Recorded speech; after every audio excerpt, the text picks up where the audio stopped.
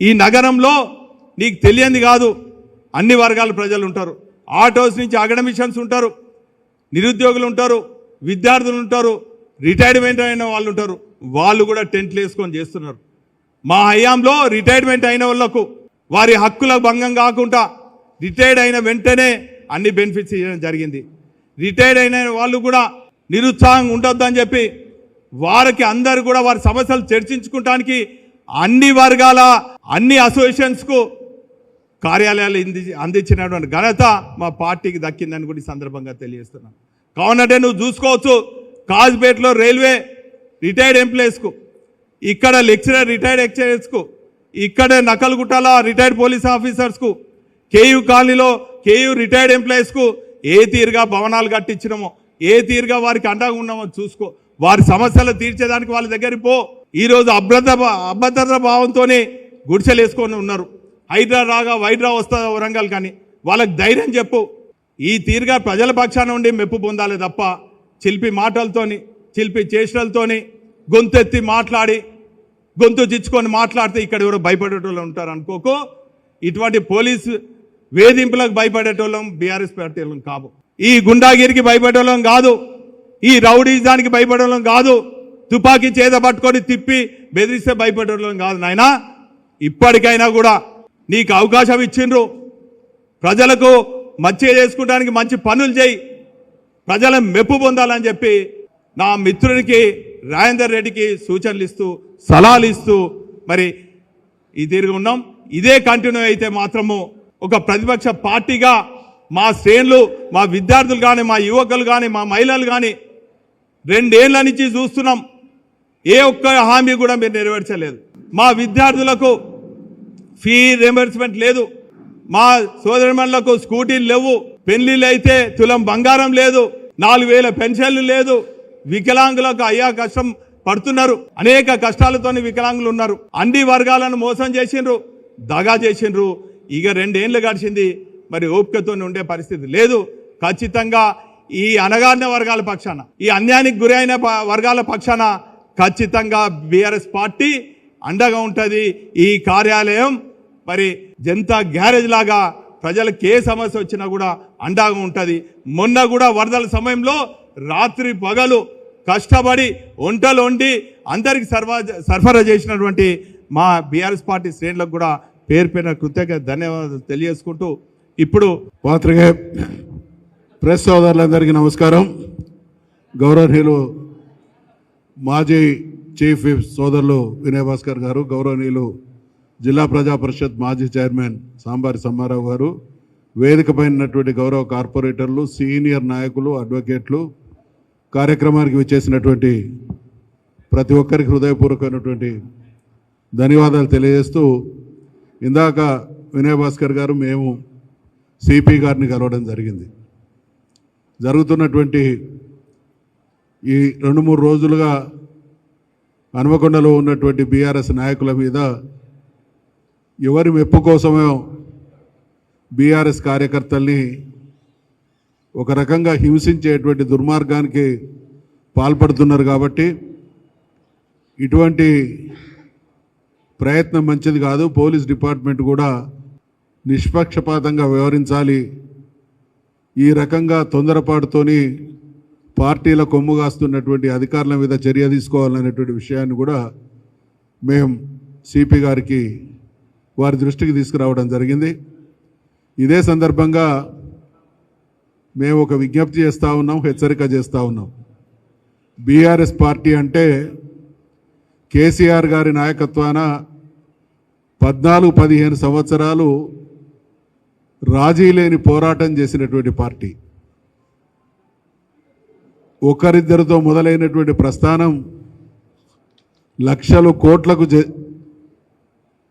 ఎదిగిన ఏ రోజు కూడా వారి నాయకత్వంలో ఎక్కడ కూడా అప్రజాస్వామికంగా వేరే పార్టీలను ఇబ్బంది పెట్టినటువంటి దాఖలాలు లేవు. తెలంగాణ ఉద్యమకారులు తెలంగాణ రావడం కోసం త్యాగాలకు సిద్ధమైనటువంటి నికార్స్ అయినటువంటి నాయకులు, కార్యకర్తలు. కాబట్టి ఆ రోజు ఆ విధంగానే ప్రవర్తించళ్ళు. కానీ ఉద్యమకారులకు ఉండేటువంటి లక్షణం మీ అందరికీ తెలుసు, పోరాటం చేసేవాడికి భయం అనేది ఉంటే పోరాటమే చేయరు. అసాధ్యమైనటువంటి తెలంగాణను సుసాధ్యం చేసినటువంటి తెలంగాణ బీఆర్ఎస్ పార్టీ శ్రేణులకు ఎంతటి పోరాట శక్తి ఉన్నదో రెచ్చగొడితే ఆ పరిస్థితి పునరావృతం అవుతుంది అనేటువంటి హెచ్చరిక చేస్తూ ఉన్నాం. అందుకనే ప్రభుత్వ యంత్రాంగం, పోలీసు యంత్రాంగం కూడా నిష్పక్షపాతంగా వ్యవహరించాలి. మా శ్రేణుల మీద ఎక్కడ ఎటువంటి అఘాయిత్యం, ఎటువంటి చిన్న దాడి జరిగినా, చిన్న అణచివేత జరిగినా మా శక్తి ప్రదర్శన జరుగుతుంది అనేటువంటి హెచ్చరిక చేస్తూ ఉన్నాం. ఇక ప్రభుత్వ విషయానికి వస్తే మనమందరం కూడా సాక్షులం. వరంగల్ జిల్లాలో ఇటీవల కురిసినటువంటి వర్షాలు, బహుశా నేనైతే విన్నా, ఆ 2-3 రోజులు నేను వరంగల్లో లేను, హైదరాబాద్లో ఉన్నా. 70-80 సంవత్సరాల వయసు ఉన్నటువంటి వాళ్ళు కూడా మా జీవితంలో ఇంతటి కుండపోత వర్షాన్ని వరంగల్ హనుమకొండలో చూడలేదు, వరంగల్ జిల్లాలో చూడలేదని. బీభత్సమైనటువంటి నష్టం జరిగింది. ఇక్కడ మనం అందరం కూడా అర్థం చేసుకోవాలి, ఈ బీభత్సమైనటువంటి వర్షం వల్ల జిల్లా అతలాకుతలం అయితే గౌరవ ముఖ్యమంత్రి రేవంత్ రెడ్డి గారు ఒక మొక్కుబడి పర్యటన చేసిండు. ఎన్ని గంటలు? ఓ 2-3 గంటల పర్యటన చేసిండు. అంటే 50 లక్షల ప్రజలు ఉన్నటువంటి ఒక జిల్లాలో జరిగినటువంటి నష్టాన్ని అంచనా వేయడానికి, వాళ్ళకు ఉపశమనాన్ని ప్రకటించడానికి, వాళ్ళ బాధను, ఆవేదనను అర్థం చేసుకోవడానికి ఆయనకు 2-3 గంటల సమయం చిక్కలేదు. కానీ అదే ముఖ్యమంత్రి జూబ్లీ హిల్స్ ఉప ఎన్నిక అంటే 6-7 రోజులు కాలుకు బలపం కట్టుకోకుండా పనిచేసినటువంటి విధానం చూస్తే వీళ్ళ ప్రయారిటీస్ ఏంటి, వీళ్ళ ప్రాధాన్యత లేదు. ప్రజలు ఎదుర్కొంటున్నటువంటి సమస్యలు కాదు, రాజకీయ పబ్బం కోసం అవసరమైతే ఎంతకైనా దిగజారుతాం అనేటువంటి ధోరణి కనబడ్డది తప్ప ఒక భయంకరమైనటువంటి కుంభవృష్టి వల్ల నష్టపోయినటువంటి ప్రజలకు మాత్రం ఇప్పటి వరకు ఊరట లభించినటువంటి దాఖలాలు లేవు. ఈరోజు ప్రధానంగా బీసీల రిజర్వేషన్ల విషయంలో పత్రికలలో, మేము చాలామంది పత్రికలు, టీవీలలో వింటున్నాం, రకరకాల కన్ఫ్యూజన్స్ క్రియేట్ చేసేటువంటి ప్రయత్నం చేస్తూ ఉన్నారు. ఒకరోజు ఖచ్చితంగా ముమ్మాటికి 42% రిజర్వేషన్లు చట్టబద్ధ తర్వాతనే ఎన్నికలు జరిపిస్తామని ఒకరోజు వస్తూ ఉన్నది. ఒకరోజు మళ్ళీ గతంలో లాగానే కోర్టు పరమైనటువంటిది ఏదో జరుగుతున్నది కాబట్టి గడిచిన రిజర్వేషన్లు కొనసాగిస్తామని మరొక రకంగా వస్తూ ఉంది. ఇంకొక రోజు ఈ ఎన్నికల్లో ఓడిపోతే ఎన్నికలు మరో రకంగా ఉంటుంది, గెలిస్తే ఇంకొక రకంగా ఉంటుంది అనేటువంటి, అంటే బీసీల విషయంలో ఇవాళ ముమ్మాటికి ద్రోహి. గతంలో చెప్పినాం, ఇప్పుడు చెప్తున్నాం, దేశానికి స్వాతంత్రం వచ్చినప్పటి నుండి ఈ దేశంలో బీసీలు 2వ శ్రేణి పౌరులుగా దుర్భరమైనటువంటి అవమానాన్ని, అన్యాయాన్ని, అవహేళనాన్ని, అణచివేతను ఎదుర్కొంటున్నటువంటి దానికి ప్రధానమైనటువంటి కారణమైనటువంటి పార్టీ కాంగ్రెస్ పార్టీ మాత్రమే. అటువంటి కాంగ్రెస్ పార్టీయే ముమ్మాటికి 42% రిజర్వేషన్లు, ఇతరత్ర అనేక హామీలు ఇచ్చి ఇవాళ కారణాలు వెతుకుంటున్నటువంటి క్రమంలో బీసీ సమాజానికి సంబంధించినటువంటి కుల సంఘాలు కావచ్చు, పెద్దలు కావచ్చు, చాలా సుదీర్ఘమైనటువంటి పోరాటానికి, వివిధ రకాలైనటువంటి ప్రతిఘటన కార్యక్రమాలకు పిలుపునిస్తున్నటువంటి తరుణంలో 52% పైగా ఉన్నటువంటి బీసీల విషయంలో 42% రిజర్వేషన్ అనేదే మీరు ఒక రకంగా అన్యాయం చేయడం. అన్యాయం చేస్తూ కూడా దానికి న్యాయం చేయడానికి చిత్తశుద్ధి లేదు అని అంటే బీసీలను మీరు ఓటర్లుగా చూస్తున్నారు తప్ప వీళ్ళు కూడా మీకు ఈ సందర్భంగా నేను ప్రభుత్వాలకు విజ్ఞప్తి చేస్తూ ఉన్నాం, ఇది హెచ్చరిక కూడా భావించాల్సిందిగా ఉన్నాం. రక్త మాంసాలు ఉన్నటువంటి మనుషులం మేము. మాకు జరిగేటువంటి అన్యాయాన్ని, అవమానాన్ని తరాల పాటు సహించినాం. ఈ దుర్మార్గం ఇంకా పేట్రేగిపోతున్నది కాబట్టి, ఈ పేట్రేగిపోతున్నది అనడానికి నిదర్శనం ఇవాళ బీసీలకు రకరకాలైనటువంటి ఏ రంగంలో చూసినా, మరి ఇటీవల కాలంలో చిరంజీవి గారు ఒక పుస్తకాన్ని తీసుకొని వస్తే ప్రభుత్వ పరంగా నామమాత్రపు ధరకు భూములు కేటాయించినటువంటి విషయంలో ఆధిపత్య కులాలు అగ్రకులాలకు వేల కోట్ల రూపాయల విలువైనటువంటి భూముల పంపిణీ జరిగింది తప్ప పేదవాళ్లకు 50 గజాల భూములు ఇవ్వడానికి ఏ ప్రభుత్వం కూడా చిత్తశుద్ధిని ప్రదర్శించినటువంటి దాఖలాలు లేవు. అంటే బీసీలు అంటే ఓటర్లు, బీసీలు అంటే అడుక్కునే వాళ్ళు, బీసీలు అంటే మమ్మల్ని రాజ్యాధికారంలో కూర్చుండబెట్టి మాకు దరఖాస్తులు ఇచ్చి దండం పెట్టే వాళ్ళు అనేటువంటి భావనతో మీ దుర్మార్గపు చేష్టలు కొనసాగుతున్నాయి. కాబట్టి మీకు అధికారం ఇవ్వడానికి కారణభూతమైనటువంటి మేము రాజ్యాధికారంలో మా వాటా తేల్చుకోవడానికి సిద్ధం. ఇది ప్రజాస్వామ్యంలో ప్రజలకు ఉన్నటువంటి ప్రాథమిక హక్కు, డిమాండ్. కాబట్టి ఈరోజు రాష్ట్ర వ్యాప్తంగా బీసీ సంఘాలు ఇచ్చినటువంటి పిలుపు, దానిలోని ఆంతర్యాన్ని గ్రహించి ఖచ్చితంగా మళ్ళీ మేము గుర్తు చేస్తూ ఉన్నాం, మళ్ళీ మేము హెచ్చరిస్తూ ఉన్నాం. 42% రిజర్వేషన్లు స్థానిక సంస్థల్లో అమలు చేయకుండా ఎన్నికల పరమైనటువంటి ఎటువంటి చర్యలు తీసుకున్నా రాష్ట్రం అగ్ని గుండమవుతుంది అనేటువంటి విషయాన్ని హెచ్చరిస్తూ సెలవు తీసుకుంటా ఉన్నాం. గౌరవనీయులు మాజీ స్పీకర్ గారు, కౌన్సిల్ ప్రతిపక్ష నాయకులు గౌరవ మసూనాచారి గారు, గౌరవనీయులు మాజీ చీఫ్ విప్ వినయ్ భాస్కర్ గారు, వేదికలు అలంకరించిన కార్పొరేటర్లు, ఇతర పెద్దలందరికీ కూడా నమస్కారం. పత్రికా మీడియా మిత్రులందరికీ హృదయపూర్వక నమస్కారాలు. దురదృష్టకరమైన పరిస్థితి ఏంటంటే ఈ రాష్ట్రంలో కాంగ్రెస్ పార్టీ ప్రభుత్వం వచ్చిన తర్వాత రైతాంగం అంతా విలవిల్లాడే అటువంటి పరిస్థితులలో ఉన్నారు. మీరందరూ చూస్తున్నారు, వర్షాలు వచ్చిన తర్వాత ముఖ్యమంత్రి కానీ మంత్రులు కానీ కేవలం హనుమకొండలో 2-3 గంటల సేపు రివ్యూ చేసి వెళ్ళిపోయింది తప్ప ఇక్కడ జరిగినటువంటి పంట నష్టాన్ని కానీ రైతులకు జరిగిన ఇబ్బంది గురించి కానీ ఒక్క నిమిషం కూడా ఆలోచించేటువంటి పరిస్థితిలో ఈ ప్రభుత్వం లేదు. గత 10 సంవత్సరాలలో ఏనాడు ఎరువులకు కానీ విత్తనాలకు కానీ పురుగు మందులకు కానీ ఎక్కడ కూడా ఏ ఒక్క రైతు ఒక్క నిమిషం లైన్లో నిలబడే పరిస్థితి రాలేదు.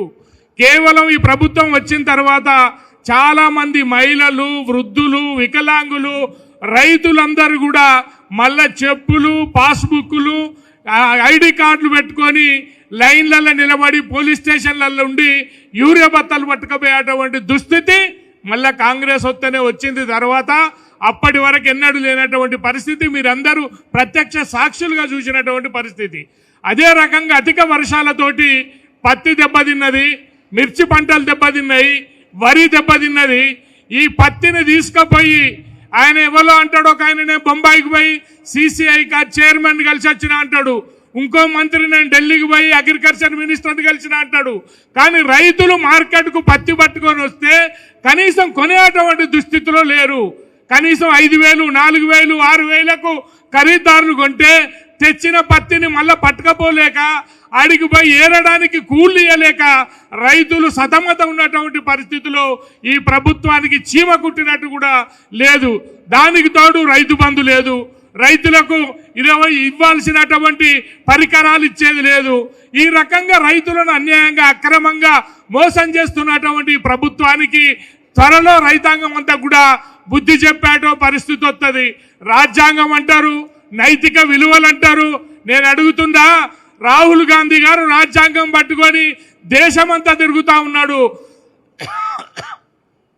ఏ రాజ్యాంగం ప్రకారంగా మీడియాలలో చూస్తే కనిపిస్తున్నది. జూబ్లీ హిల్స్లో మీరు వ్యవహరించిన తీరు ఏ రాజ్యాంగం ప్రకారంగా వ్యవహరించిందో ఈ తెలంగాణ ప్రజానీకానికి అందరికీ జవాబు చెప్పాల్సినటువంటి అవసరం ఉంటుంది. నేను 45 ఏళ్ళు రాజకీయాల్లో ఉన్నా ఏ ముఖ్యమంత్రి కూడా ఒక బై ఎలక్షన్లో కనీసం వారం రోజులు మోటార్ సైకిళ్ళ ర్యాలీ కాడికి దిగజారి పనిచేసిన ముఖ్యమంత్రి నా 45 ఏళ్ల రాజకీయ చరిత్రలో చూడనటువంటి పరిస్థితి. ఒక ఉప ఎన్నికల కోసానికి ఒక ముఖ్యమంత్రి ఒక వారం రోజులు రోడ్ షోలు, మోటార్ సైకిళ్ళ ర్యాలీలు, వాడవాడల ఇంటింటికి తిరిగే పరిస్థితి వస్తే మీరు ఎంత భయ ఆందోళనలు ఉన్నారో, ఎంత ప్రజా వ్యతిరేకత మీ మీద ఉన్నదో మీకు ఈ పాటికి అర్థమై ఉంటుందని చెప్పి కూడా నేను ఈ సందర్భంగా తెలియజేస్తున్నా. ప్రజలు, నేను ఇవాళ పేపర్లో చూసిన ఇరిగేషన్ శాఖ మంత్రి ఒక మాట చెప్తున్నాడు, నిపుణులతోటి చర్చించి కాళేశం ప్రాజెక్టులో డ్యామేజ్ అయిన దాన్ని నేను సరిదిద్దా అంటాడు. నేను ఈ సందర్భంగా అడుగుతా ఉన్నా, 2.5 సంవత్సరాలు మీ ప్రభుత్వం అధికారంలోకి వచ్చి 2.5 సంవత్సరాల నుంచి ఎందుకు ఆ పని చేయలేదు అని చెప్పి నేను ఇవాళ అడుగుతా ఉన్నా. కేవలం టీఆర్ఎస్ పార్టీని, గత ముఖ్యమంత్రిని, గత మంత్రులను ఆ కాళేశం ప్రాజెక్ట్ అడ్డు పెట్టుకొని బదనాం చేయడానికి మీరు చేసినటువంటి ప్రయత్నం తప్ప మరొకటి కాదు అని చెప్పి నేను ఈ సందర్భంగా మనం చెప్తున్నా. నిజంగా అది అక్కడికే రాకపోతే, అది కూలిపోతే నువ్వు మళ్ళీ ఎలా నిపుణులను పట్టుకొచ్చి మళ్ళీ పునర్నిర్మాణం ఎట్లా చేస్తున్నావు అని చెప్పి నేను ఈ సందర్భంగా అడుగుతా ఉన్నా. 2 సంవత్సరాలు రైతులు నష్టపోయినారు, పంటలు నష్టపోయినాయి, రైతాంగం అంతా ఇబ్బంది పడే పరిస్థితి వచ్చింది. ఇవాళ ఎస్ఆర్ఎస్పి లాంటి కాలువలు ఎండిపోయేటువంటి పరిస్థితి వచ్చింది. ఆ ప్రభుత్వంలో గ్రామాలలో చెరువులన్నీ మత్తడి దూకుతా ఉంటే, చెక్ డ్యాములలో పిల్లలు ఈతలు కొడుతూ ఉంటే, మీ ప్రభుత్వం వచ్చినాక ఏ చెక్ డ్యాములో కానీ ఏ కాలువల్లో కానీ నీళ్లు లేవు. ఏదో వరుణదేవుడు కరుణించి వర్షాలు పడే నీళ్ళు వస్తే తప్ప మీకు ప్రభుత్వం మీద కానీ అధికార యంత్రాంగం మీద కానీ మీకు నియంత్రణ లేదు. అధికారులు ఏం చేస్తున్నారో మీకు తెలుస్తలేదు. ఈ రకమైనటువంటి అలీబాబా 40 దొంగల ప్రభుత్వం ఎక్కువ కాలం మనుగడ సాగించలేదు, ఎక్కువ కాలం నడవడానికి కూడా అవకాశం లేదు. కాబట్టి ఈ రైతాంగాన్ని ఆదుకోవడానికి, రైతులు పత్తి అమ్ముకోవడానికి, వడ్లు అమ్ముకోవడానికి, మిల్లులలో జరుగుతున్నటువంటి దౌర్జన్యం, దోపిడీని అరికట్టాలని చెప్పి ఈ సందర్భంగా డిమాండ్ చేస్తూ, అవసరమైతే రేపు రోడ్ల మీదకి వచ్చి ఈ ప్రభుత్వానికి వ్యతిరేకంగా పోరాటం చేస్తామని చెప్పి తెలియజేస్తూ, ఈ అవకాశం ఇచ్చిన నిర్వాహకులకు మరొక్కసారి కృతజ్ఞతలు, ధన్యవాదాలు తెలియజేస్తాం. షేర్ చేయండి, లైక్ చేయండి, సబ్స్క్రైబ్ చేయండి. మరిన్ని వీడియోల కోసం బెల్ సింబల్ పై క్లిక్ చేయండి.